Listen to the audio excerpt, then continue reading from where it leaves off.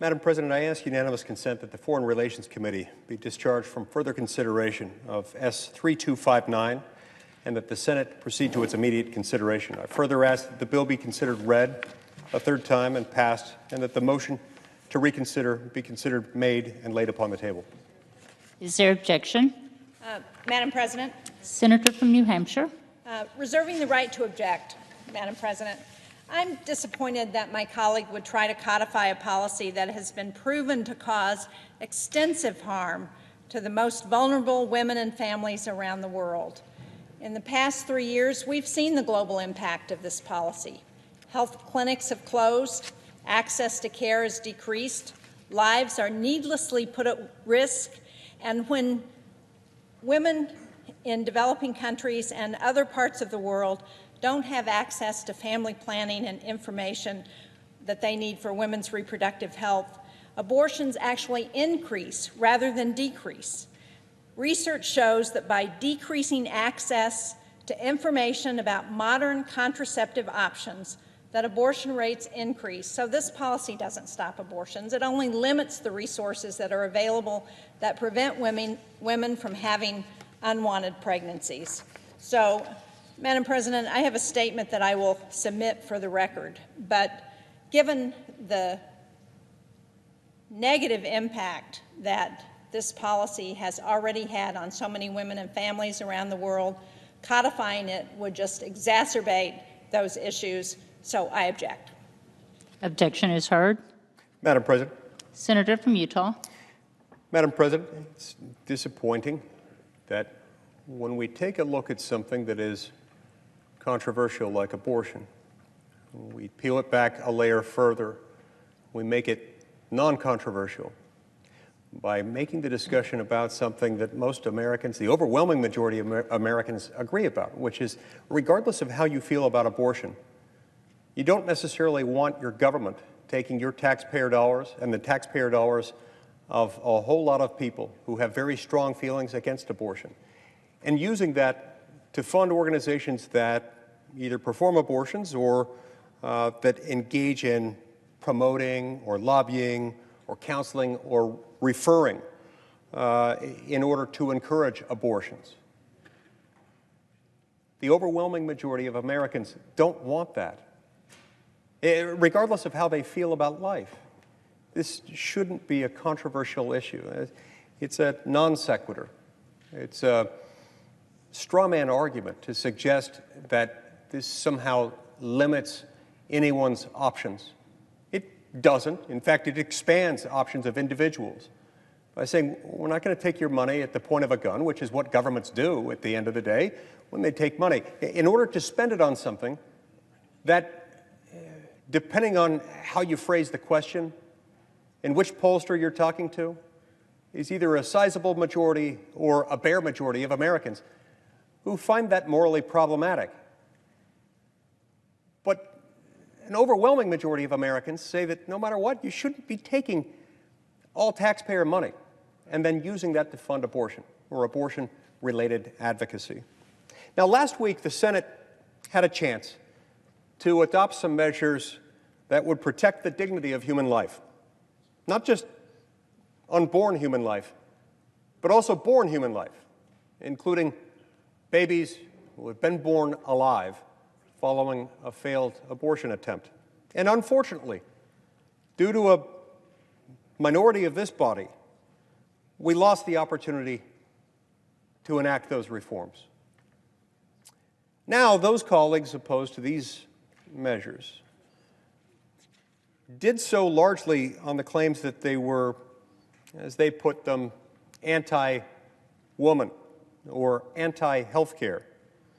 They claimed somehow that these measures interfered with what should be considered personal, the personal nature of health care between women and their doctors. Madam President, I could not agree more that health care is personal. It is, after all, about healing, preserving, and prolonging the life of a human being, the life of a person. And in the case of a pregnant woman, it is about two persons, sometimes 3.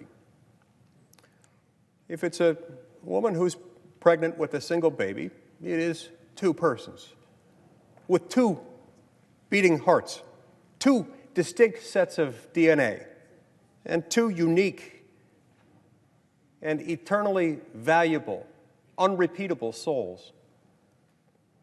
2 persons with equal dignity and worth.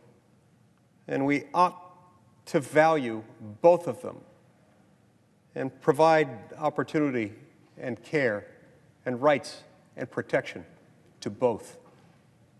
In the spirit of our founding, we ought to affirm through our laws and through our taxpayer dollars the truth that every member of our society, every woman, every man, every unborn child is entitled to the right to life and to the full protection of that right under the laws of the United States.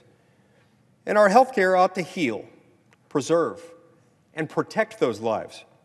Unfortunately, many of our laws themselves permit and subsidize exactly the opposite of life. In our country, and even tragically abroad.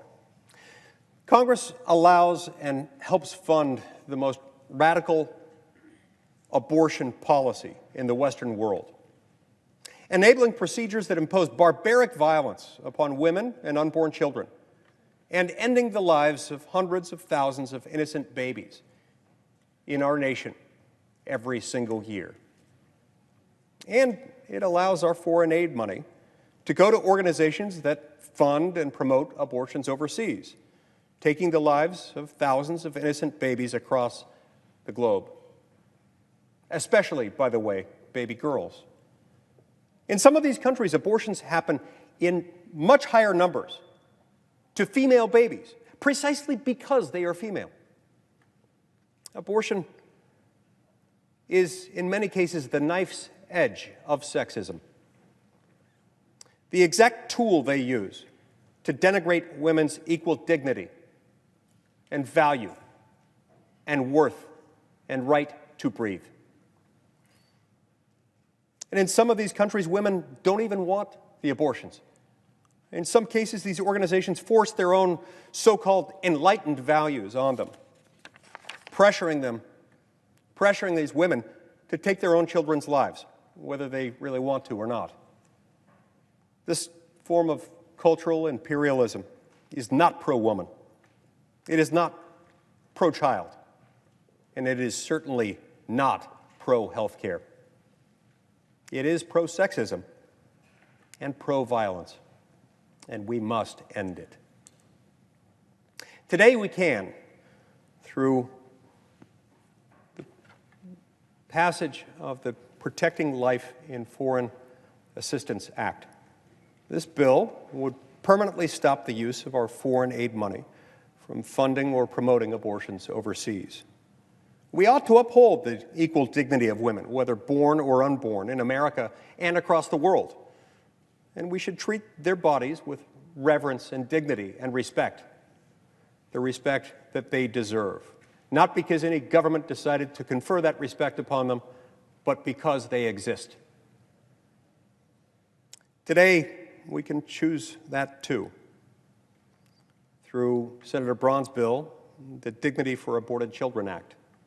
That measure, as Senator Braun has explained, will ensure that aborted children's bodies are not treated simply as medical waste to be crudely disposed of, but that they should instead receive a proper burial or cremation, just as we accord to all other human beings.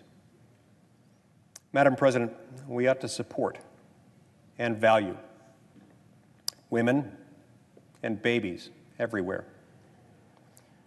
In our laws and through our lives, we ought to uphold the dignity of each and every human person, regardless of race, sex, appearance, abilities, or age.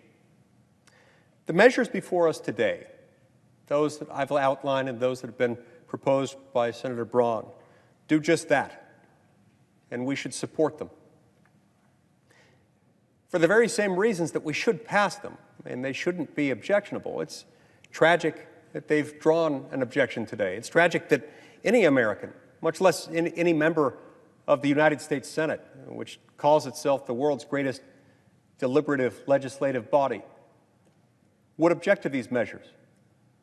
After all, it's difficult to fathom how someone wouldn't want to protect babies. It's difficult to fathom why someone wouldn't be in favor of something at least protecting the conscience rights of U.S. taxpayers who don't want to see their hard-earned taxpayer dollars going to fund an operation, a procedure that they know is designed to end a human life that in many cases is deliberately ended because of the sex of the person whose life is being taken.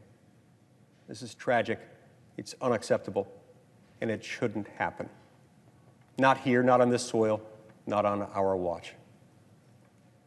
We're not going to give up. The fact that we've endured these setbacks today, the fact that these